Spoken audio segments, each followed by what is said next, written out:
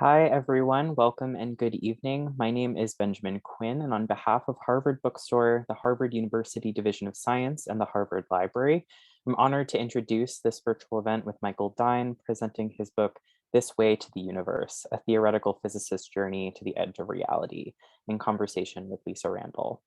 I hope you're all well and safe. Thank you for joining us virtually. Tonight's event is the latest installment in our Harvard Science Book Talks series, which works to bring the authors of recently published science literature to our Cambridge community and beyond. Coming up on the series on Tuesday, March 15th, we'll host celebrated neuroscientist Anil Seth for his new book, Being You, A New Science of Consciousness. To learn more about this and our other upcoming virtual events, you can visit harvard.com and sign up for our email newsletter, or check out the page harvard.com/science for more info. I'll also be posting a link to our Science Research Public Lectures channel in the chat, where you can view previous talks you might have missed. This evening's discussion will conclude with some time for your questions. If you have a question for our authors at any time during the talk tonight, click on the Q&A button at the bottom of the screen, and we'll get through as many as time allows. In the chat, I'll be posting a link to purchase This Way to the Universe on harvard.com. Your purchases and financial contributions make events like tonight's possible and help ensure the future of a landmark independent bookstore. Thank you to our partners at Harvard University, and thank you all for showing up and tuning in support of authors, publishers, indie bookselling, and especially for science. And finally, as you have no doubt experienced in virtual gatherings, technical issues may arise. If they do, we'll do our best to resolve them as quickly as possible. Thank you for your patience and understanding. Now it is my pleasure to introduce tonight's speakers. Michael Dine is Distinguished Professor of Physics at the Santa Cruz Institute for Particle Physics at the University of California at Santa Cruz. As one of the world's leading particle physicists, he has been a Sloan Fellow, a Guggenheim Fellow, a Fellow of the American Physical Society, and in 2010 was elected a Fellow of the American Academy of Arts and Sciences. With Ann Nelson, he was awarded the prestigious Sakura Prize for his contributions to the field of particle physics. Tonight, he's joined in conversation by fellow physicist Lisa Randall, the Frank B. Baird Jr. Professor of Science at Harvard University. A member of the National Academy of Sciences, the American Philosophical Society, and the American Academy of Arts and Sciences, she is the recipient of countless honors and awards and was previously named among the 75 most influential people of the 21st century by Empire magazine.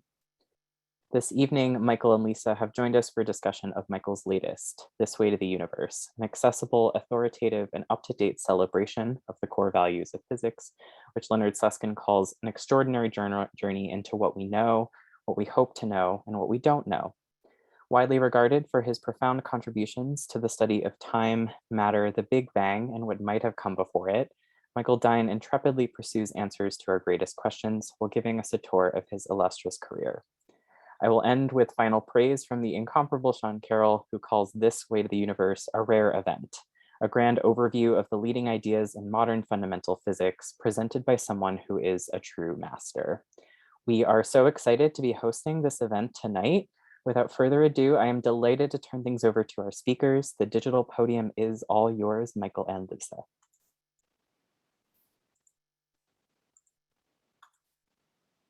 Hi there. Hello. So it's a pleasure to see you, Lisa. And one of the things I don't describe in the book is one of the disappointments in my career is that this illustrious physicist didn't come to Santa Cruz when we tried to attract her some years ago. And on weeks like this, believe me, I miss it. Yeah.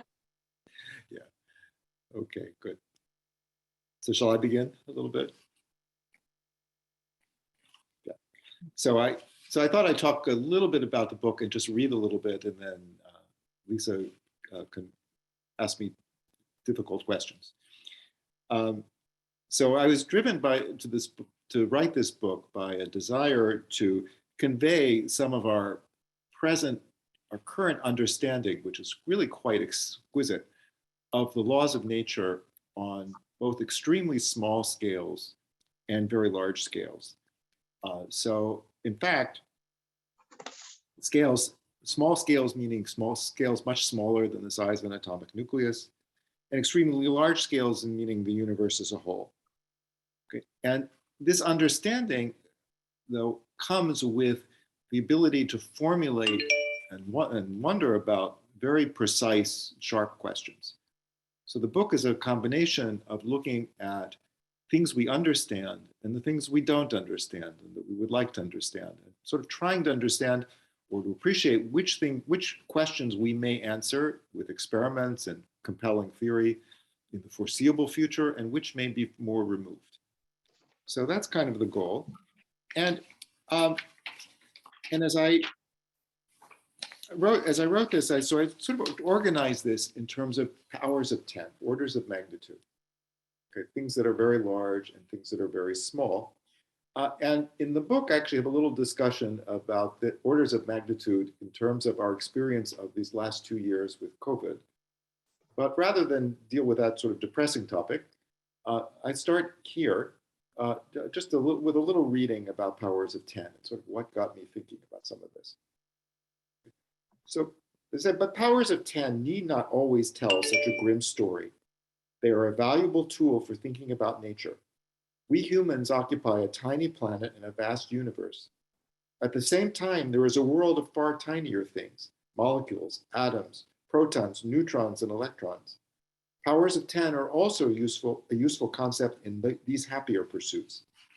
In 1977, while a graduate student visiting the Smithsonian Institution with my brother, I watched the video Powers of 10 by Charles and Ray Eames, a couple best known for their work in industrial design. This beautiful film summarized our understanding of nature at that time on the largest and smallest scales.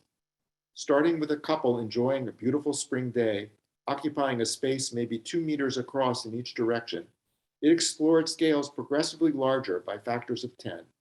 Parks, cities, states, nations, the planet, the solar system, galaxies, and clusters of galaxies.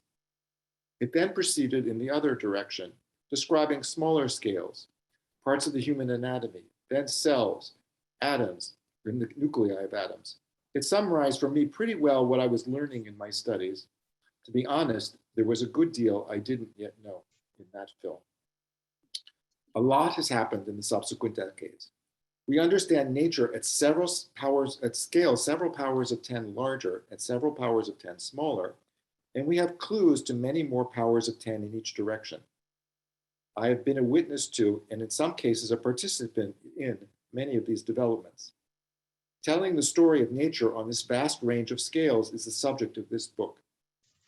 The story follows this progress in physics, astrophysics, and cosmology. I will only occasionally mention the spectacular discoveries of the past century in biology, medicine, computer and cognitive science, and other fields. I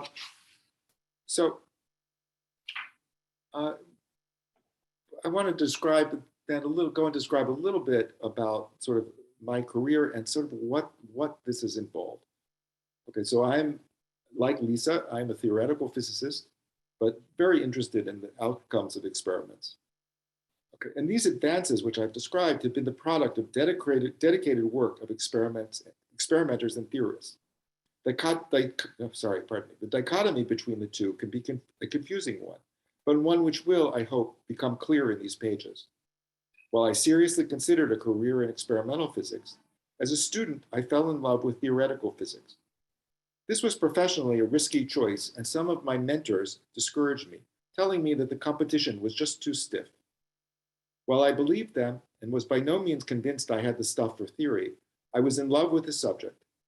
My graduate student days were spent studying phenomena at the smallest scales then accessible, about 1/3 of the size of an atomic nucleus, or about 10 to the minus 14 centimeters, about a trillionth of a centimeter, about 100th of a trillionth of a centimeter, excuse me. I have to confess that I was hardly a brilliant student, but my teachers had faith in me, and I went on to do a postdoctoral fellowship at the Stanford Linear Accelerator Center in Menlo Park, California. Here I was involved in interpreting experiments on still smaller length scales. Among my mentors were Sidney Drell, a leading voice for nuclear arms control, and Leonard Susskind, then a brash young theorist who had recently come to Stanford. Still, though, I had a hard time finding my way in that period. The problems I worked on didn't really move me. After 2 years at Stanford, I moved to a similar position at the Institute for Advanced Study. The Institute is an institution exclusively devoted to theory. And it is famed, in part because of the faculty of its early days. This includes most notably Albert Einstein, but also figures like J. Robert Oppenheimer, who headed the atomic bomb project at Los Alamos during the Second World War, John von Neumann, an early computer pioneer, and George Kennan, the diplomat who shaped much of US policy relative to the Soviet Union in the early days of the Cold War. Its current faculty, including Edward Witten, Nathan Seiberg, Juan Maldacena, and Nima Arkane Hamed, are among the premier living theoretical physicists in the world. In this environment, I found my scientific bearings and started to probe questions beyond the level of our then current understanding. From there, I went on to 5 productive years on the faculty of the City College of New York before moving for family reasons back to the West Coast, joining the faculty of the University of California at Santa Cruz. I've spent the subsequent 3 decades there. So I talk a little bit about Santa Cruz and how beautiful it is, and it would make remind Lisa why I wish she had come. But I'll go on a little bit and talk a little bit about theory and experiment. So let me just make sure yes. So this book will explore many orders of magnitude beyond those which the creators of the Powers of 10 video could contemplate. We will journey across scales both voluminous and micro-miniature, but it will also travel the scales of time. Our clock will start at time 0, at the Big Bang.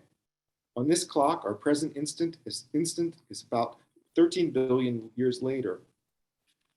From our present moment, we'll look back to times when stars and galaxies began to form, 1 billion years after the Big Bang, and further to the earliest times we completely understand, 3 minutes after the Big Bang, when hydrogen and helium were produced in a hot cosmic soup. But we'll look back much earlier, to times for which we have only scattered bits of evidence, when the universe was perhaps a billionth of a second old, when matter itself may have been created. Ultimately, we'll peek behind the curtain of the Big Bang, asking what might have come before, and encounter controversial ideas like the multiverse. This idea provides a compelling explanation of one, and maybe more than one, of nature's greatest mysteries. It is even conceivable that we could find observational evidence for this bizarre possibility. And just a little more, let's see, how are we doing for time? Yeah, just another minute or two. I talk a little bit about the difference between theorists and experimentalists and what they do. And we talk in particular about Einstein. It's the paradigm of the modern theorist, of course, is Albert Einstein. Einstein burst onto the scene in 1905 with 3 remarkable pieces of work. The 2 most famous of these are his theory of special relativity and the photoelectric effect, for which he won the Nobel Prize. The average physics student is less aware of his work on the Brownian motion, but this work did much to stimulate to establish the reality of atoms, gave a reasonably good estimate of the number of atoms in a cubic centimeter of water, Avogadro's number, and had a profound influence not only in physics, but in chemistry and biology.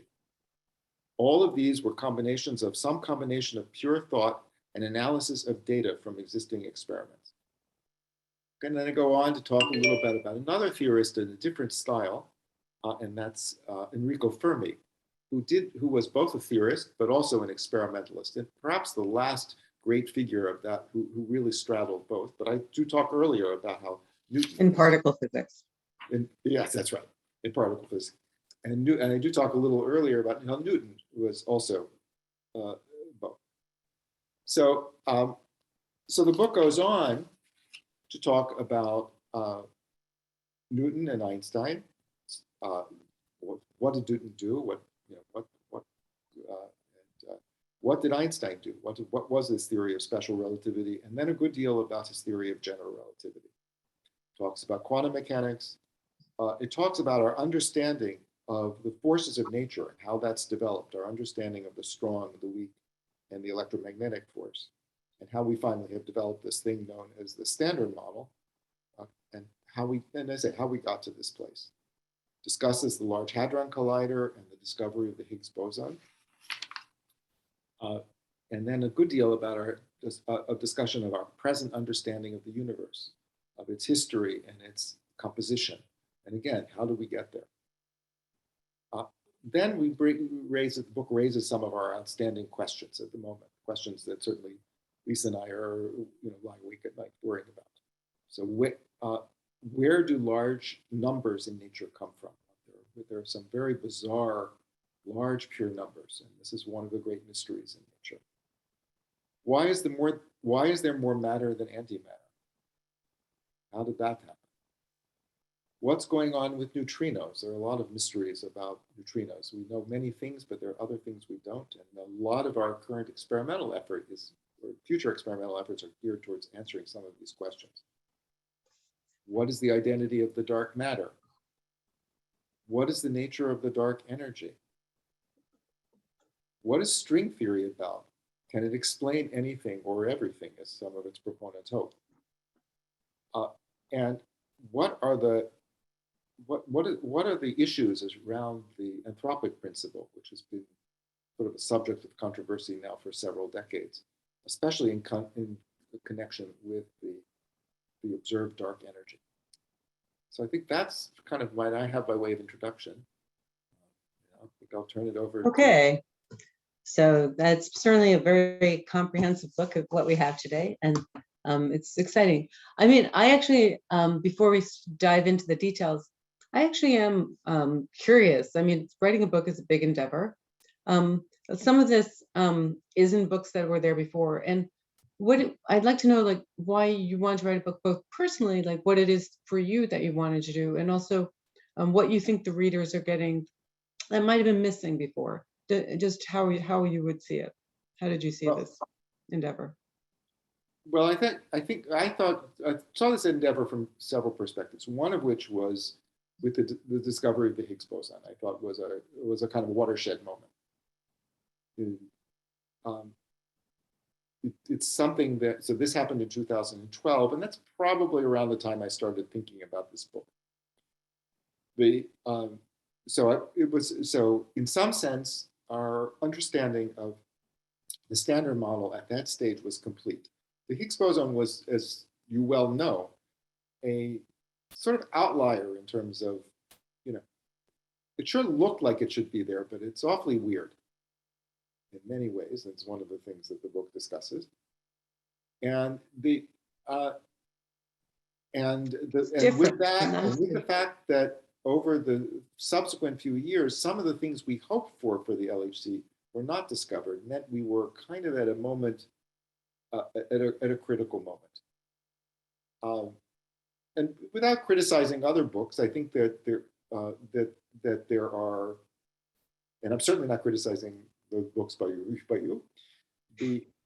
There are things I think that are worth conveying to a general audience, and that I hope to convey. So I should say, I mean, one thing I really respect Michael for, and I think he's one of the few physicists who really do both pure theory and really pay attention to experiment and model building. And there really are these divisions that have emerged in the field, and somehow you managed to ride over them. And one of the things that was fun to read in the book was, I mean, I dreaded the idea of having to commute everywhere, but how you were able to really take advantage of that and learn from your colleagues. And I think that was really nice, and the fact that you were always open to that. And I think in some sense reading the book is a little bit like, sitting in the car with you for a long time and Right. hearing what you have to say.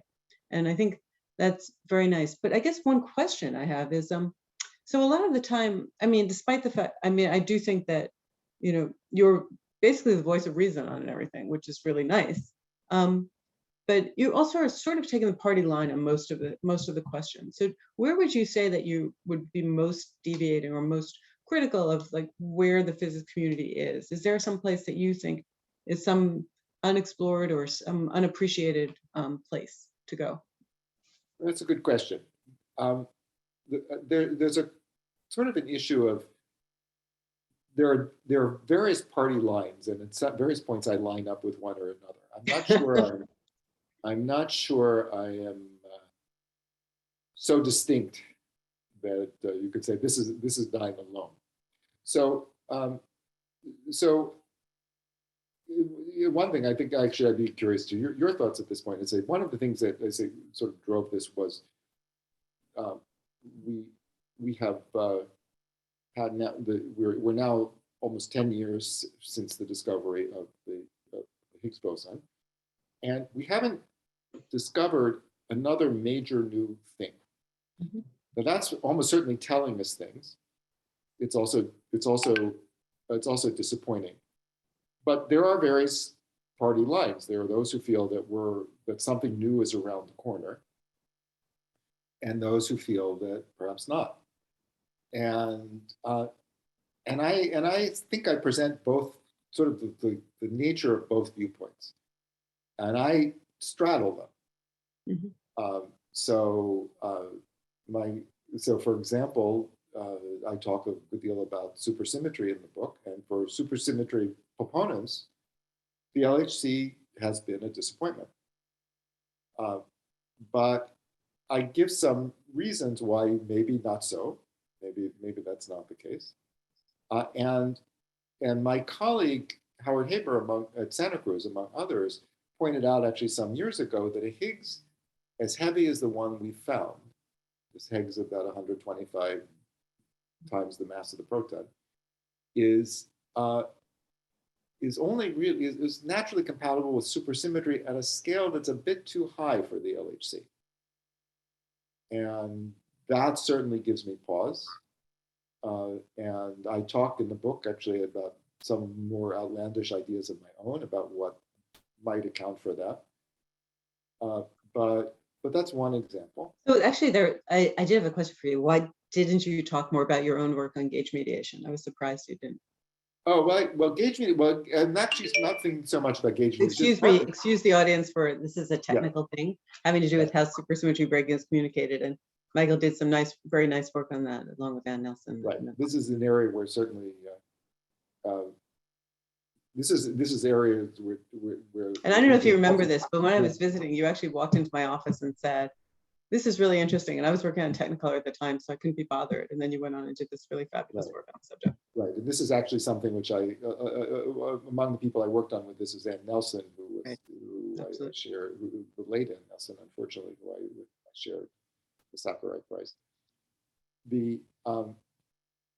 Well, at the moment, I don't have a really good idea. It could be there. I don't talk about it much. What I talk about instead is something a little more outlandish, which is why you might, with a lack of direct experimental evidence, think that supersymmetry has something to do with anything. And that I discuss in another context, in the context of the so-called landscape, where there's this picture that there are many, that our universe really is much, in some sense, much larger than what we see. And that there are many, within that large universe, many different possibilities for laws of nature are realized. And one of the issues in such a universe is that most of those states naively are not stable. They're radioactive, they decay, and they decay fast. If our universe is unstable, it has to be still quite what physicists call metastable, very nearly stable, it has to live at least 13 billion years and probably far longer. So what would that be? And if you look for an explanation of that fact within ideas that are around for a landscape, the only idea I can think of is actually that there is some degree of supersymmetry. So that's interesting that you say that, because that's actually related to another question I would ask you, more as a physicist than for the, but one might also just argue that, I mean, and you've done very nice work on this subject to see how you could find minima where you're in a weakly coupled regime of string theory. But as you know, it's very easy to be in the strongly coupled regime, in which case we can't really say anything. So what would make you confident that it's something nice and something that we as humans can handle, and it's not just in some messy, strongly interacting state that it could still be our universe. It's not saying it's wrong, but might be beyond what we can do at this point. I'm not confident. And it's something I talk about. So again, you asked me about party line. I don't know that there is a real party line in this question. It's actually interesting how little is said about that possibility, Right. because I mean, it does seem like, when people talk about the difficulty of finding string vacua with positive cosmological constant, I mean, it seems very clearly related to the fact that we just don't know how to write down stable theories that don't have supersymmetry in them. And of course, then it makes it really hard to have it, because supersymmetry would have generally 0 or negative cosmological constant. So it seems that that's a case where we should be a little bit more humble about it and admit that this could be our failing in not knowing how to find solutions. So Right. what do you think? Right. No, actually, I've written, not in a more professional context, I've actually written on this question recently. Right. In fact, you have a colleague at Harvard who has discussed this question and conjectured that perhaps there are not de Sitter. Well, I should pause and say that we measure this thing called the dark energy. This is a spectacular result, and it's a bizarre result. Okay, it's bizarre because while there's a lot of it, it's 70% of the energy of the universe. There's a lot less than you might have guessed there should be. And so understanding that has been a big puzzle, and that's partly what Lisa's alluding to here. And in thinking about that, one of the ideas that's around is something called the landscape. And in fact, there's an idea due in part to one of Lisa's Harvard colleagues, Kumran Vafa, called the swampland, which is a sort of suggestion about things that don't happen in string theories or in this kind of larger context. And one of the things he said is that a cosmological constant like we seem to see doesn't happen. But this is based on looking at things we don't understand. And I've thought about this a bit and written on this topic a little bit. And I think you're absolutely right that we are that we don't focus enough on the challenges of exploring this question of does string theory lead to things where we can actually calculate things. I mean, of course, it's much more fun and interesting for us when we can, and we learn a lot of things from that. But when we make these grand statements like this doesn't happen in string theory, it seems like we should be a little bit more. No, I think the statements are really interesting, but I think also they should be made with some humility. I mean, with some recognition that we don't really know. But it also gets to a larger question, perhaps a larger question, which is are there limits ultimately to what we may be able to understand?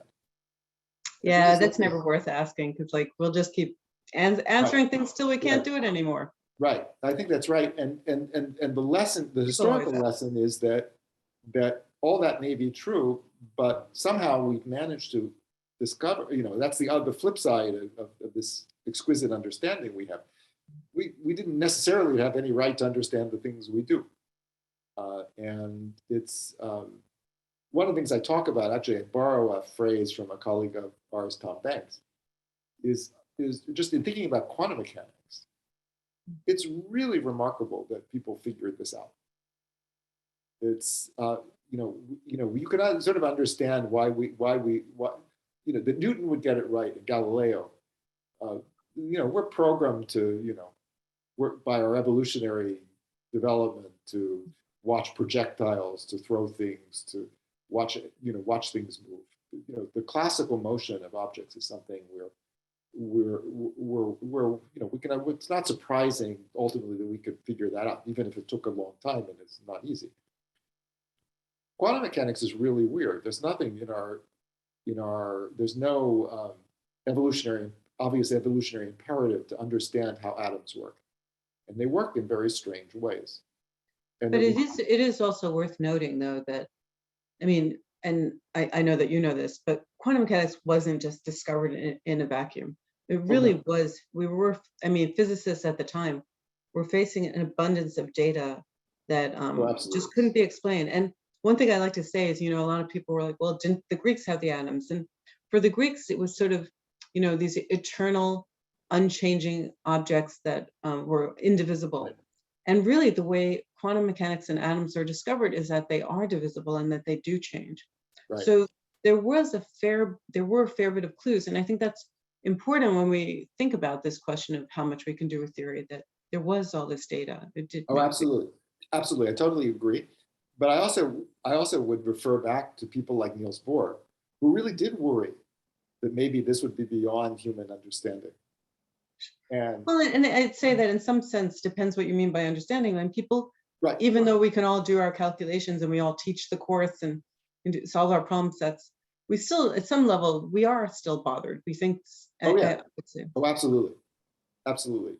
And but I would also say the fact that we certainly were capable of organizing lots of data, say in the early part of the 20th century.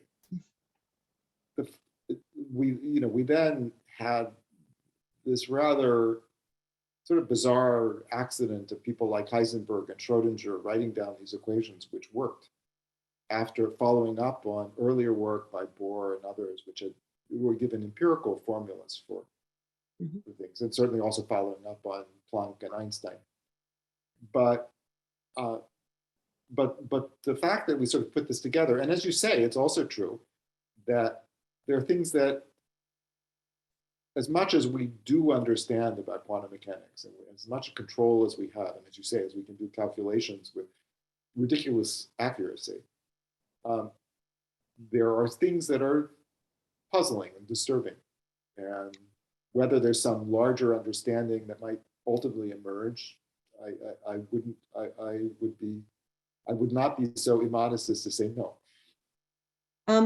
The other really striking thing, I think, is that the people working on quantum mechanics, they were daring, but they were also conservative in their ways. So they would believe the step that they needed to believe to do it. So there's this idea that light is quantized, but are the quanta real? Then are the quanta actually particles? And then so each are photons really those particles? So I think, I think that's just the way it is. And I think it's one of the most beautiful lessons in how science is done, that you don't get everything right the first time. And also there are different interpretations that all can simultaneously work. And so I guess another question I'd like, at some level, we're both effective theorists. We sort of deal with what we can see at these energy scales, but we know there could be a lot going on beyond. So I guess it's a little bit related to the question of, do we really need to solve things in strong coupling regime? So do you think there are things that we're going to miss by being effective theorists? Do you think there's some fundamental ways of thinking about things that we would be missing? Oh, that's a good question. I don't know that I have a good answer. I think that's I think the answer is a definite maybe. Okay. You can imagine that. There's no problem with that. I just was curious if you thought about it. Since this is your grand statement about, right. The way no, I mean, I think so. For example, if I could turn this around a little bit. So one of the things that's in some ways very discouraging is this landscape idea. So as much as I've been sort of intrigued by it, it's also discouraging in the sense that this does suggest that there are very serious limits to our understanding. And in my own thinking, I've sort of turned this around a little bit. So I mentioned this issue of the stability of the universe, for example. So I've tried to turn it around. I also liked your discussion of all of the questions that we know won't, or that at least at this point, we have no idea why would they be resolved by a landscape kind of thing. Right.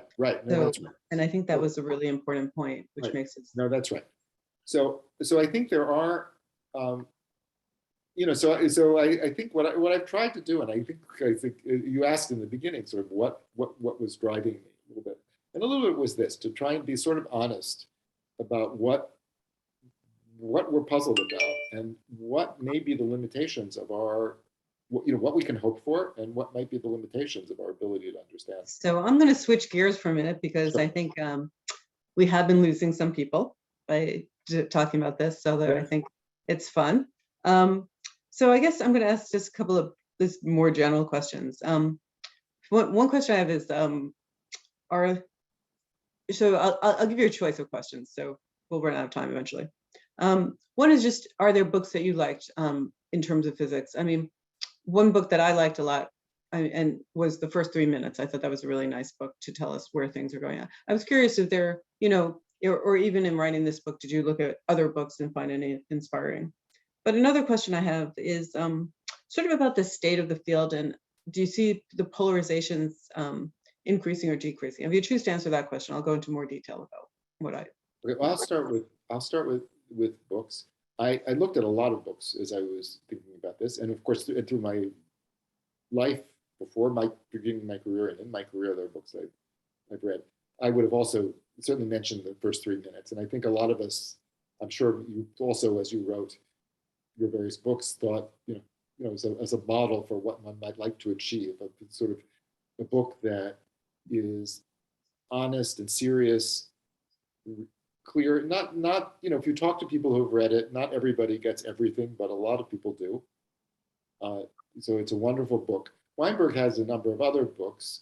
He had a book, Dreams of a Final Theory, which was written in the era of the SSC, sort of as the SSC was on the brink of cancellation. So it was partly addressing. So for those of you who are actually young, who are still read books, the SSC was the superconducting super collider, which was a mega version of the Large Hadron Collider that you probably do know about. That's it. And it was the great promise for American physics, I guess, back in the 80s and 90s. Yes, right. And I tell some stories about that. And those of you who are at least old enough to have been fans of The West Wing may have once seen a West Wing episode, which was about the cancellation of the SSC.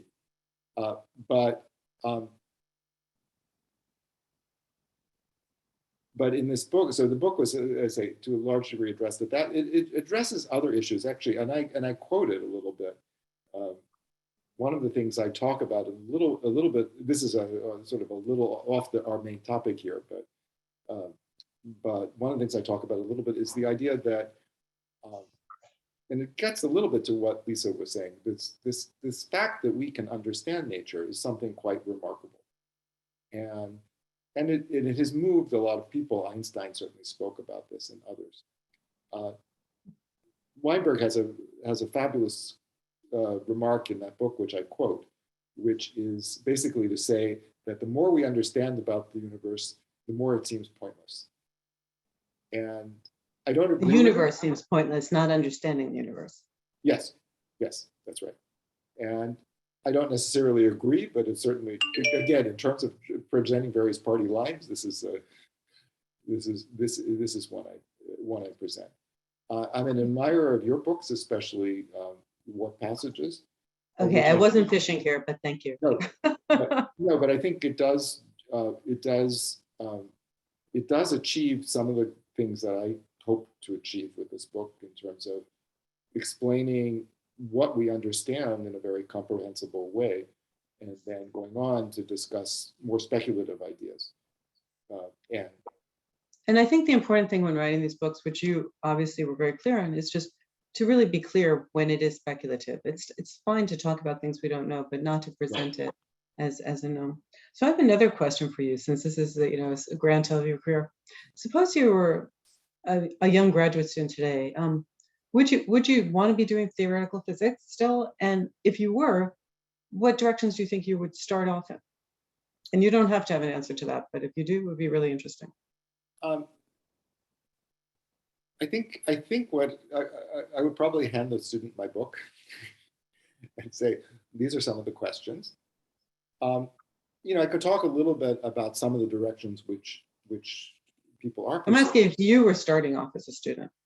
Oh, if I was starting off as a student, I was sort of thinking about the advice I give to students. No, I'm asking, suppose the advice you would give to yourself. The advice I would still probably give this advice to myself. It would be tricky. I think that on the one hand, on the other, I mean, we have exactly this tension between the fact that we understand a lot. Our understanding is so much richer than when I started out as a student. You talked about, you mentioned what is a slightly technical term. You and I are sort of effective field theorists. what that means is that we look at theories that are adequate to describe the phenomena we're looking at, and not necessarily to describe much more. Okay, sort of loosely.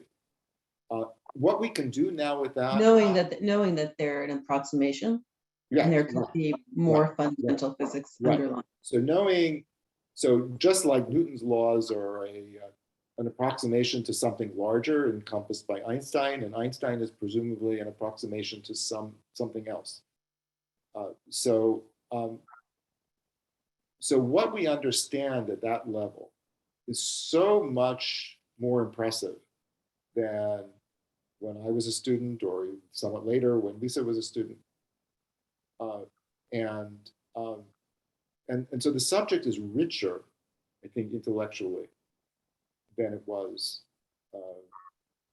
years ago. At the same time, you can worry about where are the areas of progress. So a lot of people, you and me included, are investing some of their effort in thinking about the dark matter. So we know there is this thing called dark matter, and we know there's about 5 times as much of it as ordinary matter, and we don't know what it is. And answering this is certainly one of the great questions.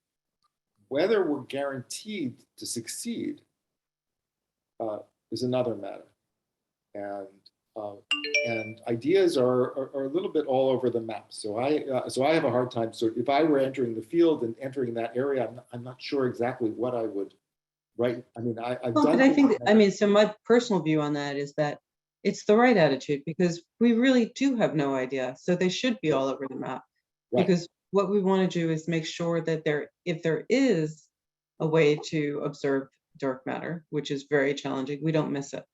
Right. So by thinking broadly about the possibilities, we're more likely to exactly the right way. Exactly. What I say to people is, what I most appreciate are ideas that cut for experiments, for example, that can explore a broad swath of possibilities. And there are certainly things like that out there.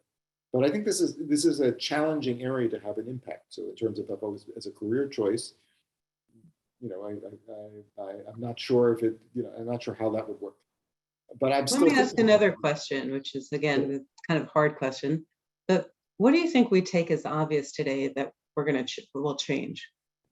Like, well, good question. If I really knew the answer to that, I would, Well, it's not necessarily something that it could be a really hard problem. A lot of the really interesting problems, as you know and I know, are ones that are just very hard to attack directly. So right. we sort of take these side routes, but then in the end, we might think some big thing is going to happen. Yeah, well, I would say the dark matter is certainly an example of something where people are exploring things that a few years ago people had, what the conventional wisdom was, they're not possible. So, for example, one interesting idea, and I'm not sure how seriously to take it, but which people are exploring again, is the idea that the dark matter might be some form of so-called primordial black holes which were formulated early in the universe. And whether, a number of years ago, the conventional wisdom was no, they can't be. That wisdom has certainly been challenged recently, and I think that that if that's true, if that should turn out to be the case, if we could establish that was the case, that would be quite remarkable and would tell us about aspects of the early universe which otherwise we probably would have no access to. So on the other hand, just to be clear, so dark matter, it's just matter that interacts with gravity like ordinary matter, but just doesn't interact with light. So it's not made up of the standard model particle physics stuff. It's really something beyond. And but what I always find shocking is that people are so upset by it, because why shouldn't it be there? It's and if it was there, it would be really hard to find it, because it's something that just doesn't interact with us a lot. So it's by its very nature. The only thing that's really surprising, I would say, is that the amount of dark matter is so comparable to the amount of ordinary matter. And that is definitely a mystery. But Right. but again, we wouldn't know about it if it wasn't true. So That's right. No, I was going to say the same thing. I mean, what's remarkable about the dark matter and the dark energy both is that they're all at right, this moment in the history of the universe, they're all comparable. One of the things I talk about in the book is, in fact, of course, with the dark energy is taking over now. So, if we look into the future, the dark energy will become the dominant form of energy, and whether so again, so there are people talk about right. this, they call it cosmic coincidence or so on, and these things are sort of part of the mystery. So I'm going to ask one more question, which Sure. you can choose to answer or not, and then I'm going to switch to audience questions. So behind you, you can see the text, and I know that you are somewhat religious. And how do you think that's affected you as a physicist in your thinking? I'd be curious. I would okay. So to elaborate on that, I'm not particularly religious, but I am in a family where some people are. I certainly have friends who are, and I'm sympathetic to religious viewpoints, but it hasn't. In terms of my work, it's something I keep separate, and I think you would find among people of various religious persuasions, even those who do describe, they usually are able to keep these things separate. As I say, I sometimes I mean, it gets back, I think, to this remark I made, alluding to Einstein and others who would talk about the wondrous thing about nature is that we can understand it.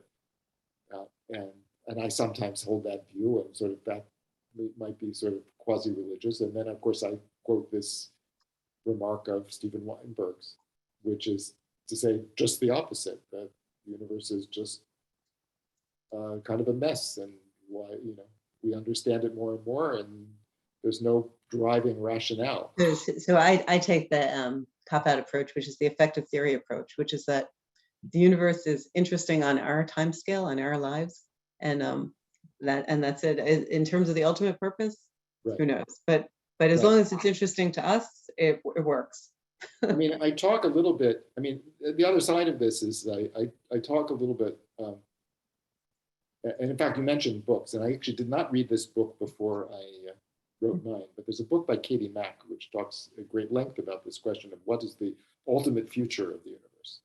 It's something I first heard about in a colloquium, actually, by one of my astronomy colleagues, a person named Greg Laughlin, many years ago. And the future of the universe, as far as we can tell, is pretty bleak. So it's not. Well, we won't be around to know about it. Right. So Right. That's right. That's right. So yeah. So I don't find much comfort or solace. I'm afraid I'm, as much as I okay. don't. Well, thanks really for answering that. I'm sure a lot of people are curious. So I'm going to turn to audience question. One question, which is a very nice one, is so what do you think the next great discovery will be? Oh, I wish I knew. If you think about sort of, I'll give you an example of a possible discovery. Okay, so one of the things that people certainly look at the Large Hadron Collider is the possibility that there are, beyond the Higgs particle we found, there are additional Higgs particles. So that's a subject of serious effort. If that were found, so I would sort of bet against it. If it were found, though, it would be really remarkable. So, for example, in my mind, this would sort of kill the sort of landscape idea and the anthropic idea. They're at least combined with that. So I should say the anthropic idea is this idea that some of the laws of nature are the way they are because otherwise there wouldn't be people to know about it. That's kind of an extreme statement of the law. It's usually stated a little more conservatively, but that's sort of the idea. But there's no need, as far as effective field theorists like Lisa and I are concerned, for a second Higgs to account for the things that are critical to making structure in the universe, building stars, building planets, building people. And so I think this would really, so it would be really remarkable. It's Just as interesting because I would think that we should go on, but there's so many things that seem useless in our universe that I don't know why we would have to discover something else useless to be That's worried right. about. I mean, the Well, third generation of quarks, I don't know. third generation of quarks, There's the tons of smallness stuff of the that theta we don't really parameter, know the what it's variety of doing. these things. Yes, I mean, Yeah. we learned into. I'm. Well, you asked at some point. You said at some point I'm following the party line, and as I say, I'm following a variety of party lines, and I shift to which one in various chapters of the book. Yeah, I'm just being provocative there. I thought it That's was okay. fun. Okay, this is a good question too. And what's the most important finding you hope is realized through observations of the new Webb Observatory? And I think we know what we think that will be, but I will let you answer that. Well, there are a few of them. You actually probably have better ideas about this than I. I mean, I think, but I think, I mentioned at the beginning this time a billion years after the Big Bang when structure starts to form. And we're going to learn a great deal about that. We're going to confirm ideas about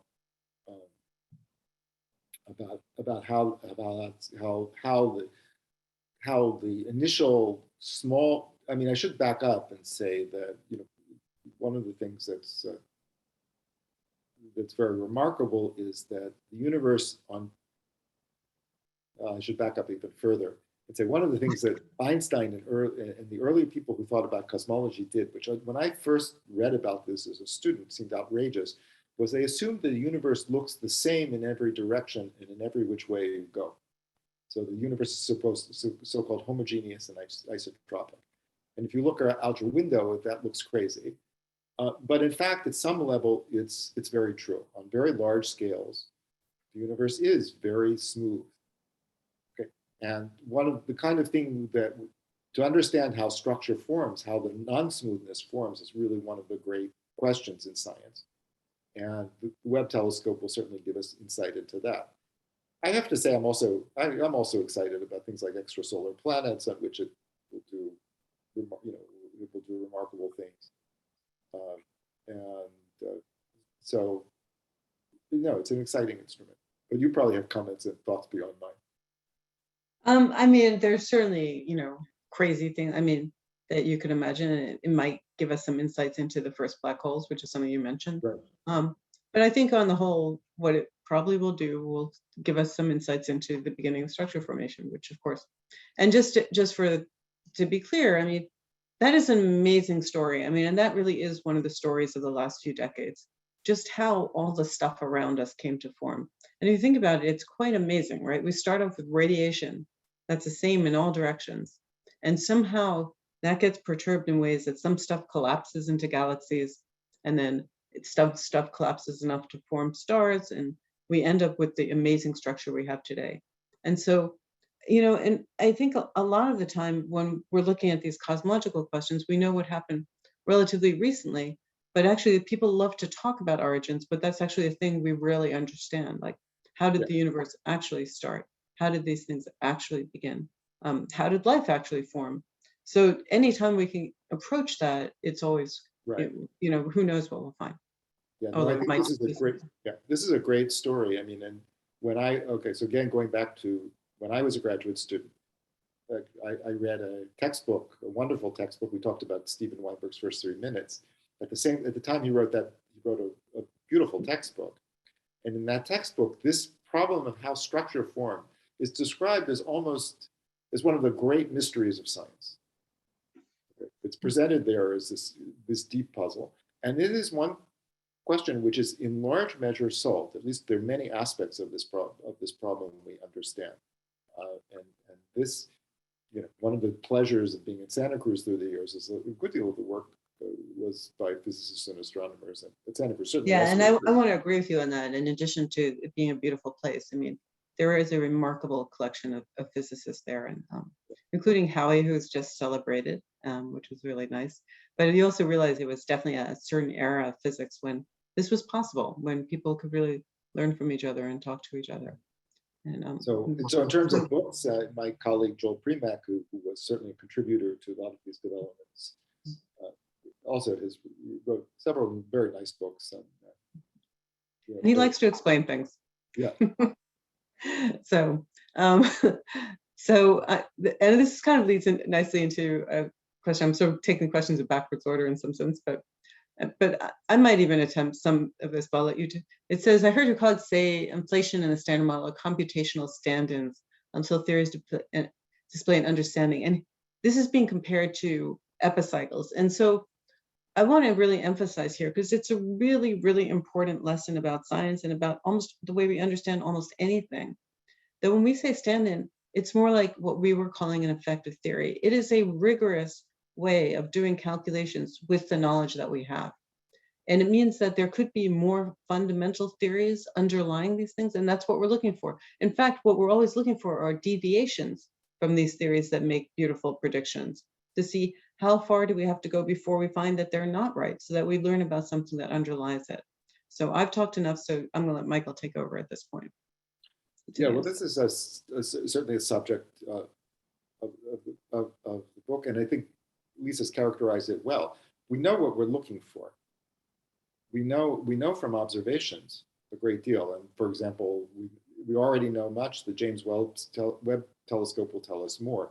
We can characterize what this phenomenon of inflation was in several ways, but there are a number of things we don't know, and in some ways this is exciting. This is an area for, this is a clue for what's going on at scales much shorter than those we can currently probe with accelerators, for example. And I should say that Lisa and I in the past had a very pleasurable collaboration on some issues of this kind. I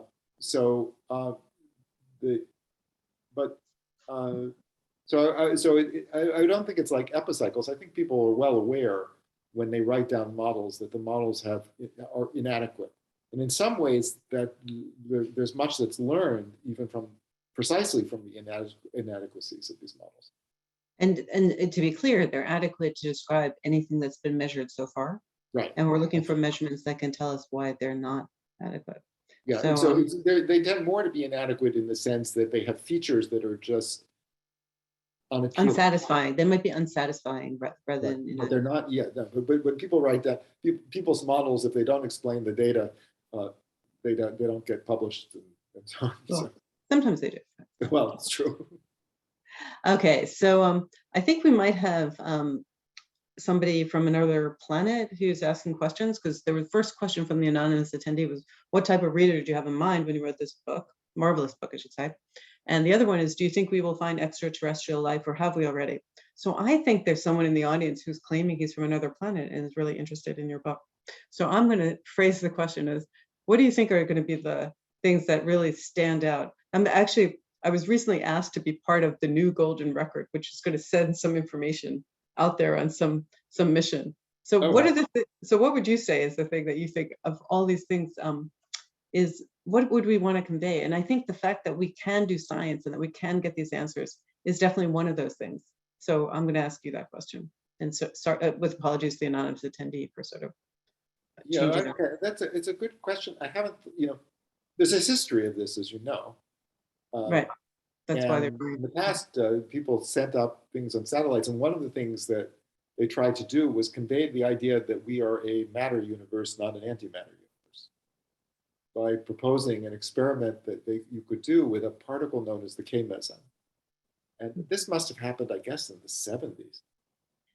And so I think I'm pretty confident that we're not going to be picked up by any antimatter universes. That's something actually talk about. One of the first things I worked on that was important was the K physics and CP violation. I have to say, it was like one of the hardest things to explain to someone who lives next door to me. The idea that we were going to have this communicated to us. Right. Hilarious. Right. So I forget. I'm now forgetting which satellite this went up on. Okay. But one explorer that went out into deep space. I probably, it's a good question, and probably you might want to have a a biologist or a cognitive scientist or various other kinds of people at the table to think about this. But probably There'll be lots of different some way people. to convey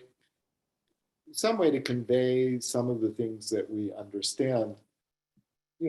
This sort of assumes that the encounter will be with a society that was driven Well, there's by a big the difference, question. right, between life and intelligent life. That's true. Life, Since speaking of intelligence. intelligent life, I think we were very, very lucky to have such intelligent life write a book and present it to us. So thank you, Michael. I think Thank you. I think we're coming to the end of our time here. So, and thank the audience for your great questions too. And it was, I have to say, even though I wrote these books, I don't read them many, but your book was a pleasure to go through. It was really easy to read and it covers a lot of interesting topics. Okay, well, great. So Well, congratulations. thank you so much. And I really enjoyed this, and it's, I say, it's nice to see you, and I hope we are someday soon going to be in a situation where we can visit in person. Very nice. You should definitely come visit too. Okay, fantastic. Okay, so I'm just gonna, are you taking over, Benjamin, or should I just? Yeah, I'll Yes, close us out. Again, thank you so much, both of you, for this. And I also should say thank you to the Harvard Bookstore for continuing to support books and books about science. It's as we see all the things in Harvard Square disappear, it's so great that it's still there. So please keep it up. Yep.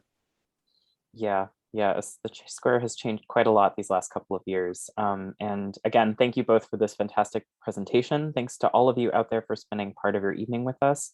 Please learn more about this incredible book and purchase it at harvard.com. I put the link in the chat a couple times. On behalf of Harvard Bookstore, the Harvard Division of Science, and the Harvard Library, all here in Cambridge, Massachusetts, have a good night, keep reading, and be well. Thanks again, everyone.